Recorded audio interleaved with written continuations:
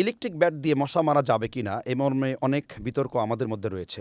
একদল ওলামাদের মতো যেহেতু রাসূলুল্লাহ সাল্লাল্লাহু আলাইহি সাল্লাম আগুন দিয়ে পুরানো নিষেধ করেছেন কোনো প্রাণীকে, এইজন্য ইলেকট্রিক ব্যাট দিয়ে মশা মারা এটা জায়েজ নাই। কিন্তু সালাফদের মতে বিশেষ করে সৌদি আরবের ফতোয়া লাজনাত দায়মা ৫,১৭৬ নম্বর একটি ফতোয়া জানা হলে সেখানে ২টি দলিল দেওয়া হয়েছে। মুসলিম শরীফে ২,২৪১ নম্বর হাদিসে রয়েছে যে নবী সাল্লাল্লাহু আলাইহি ওয়াসাল্লাম বর্ণনা করেছেন, কোনো একজন নবী একটা গাছের নিচে বসার পরে সেইখানে থেকে পিঁপড়া কামড় দিয়েছিল, আর একটি পিঁপড়া কামড় দেওয়ার জন্য তিনি পুরো পিঁপড়ার বাসাটাকে আগুন ধরিয়ে দিয়েছিলেন।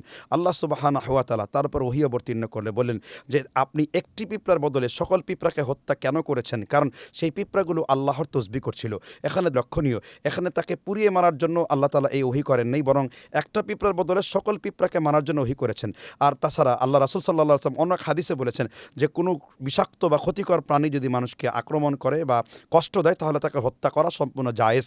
অতএব ইলেকট্রিক ব্যাট দিয়ে মশা মারা, কারণ মশার মাধ্যমে ম্যালেরিয়া ছড়ায়, এডিস মশার মাধ্যমে ডেঙ্গু জ্বর ছড়ায়, মশা দমন করার জন্য ইলেকট্রিক ব্যাট ব্যবহার করা জায়েজ ইনশাআল্লাহ।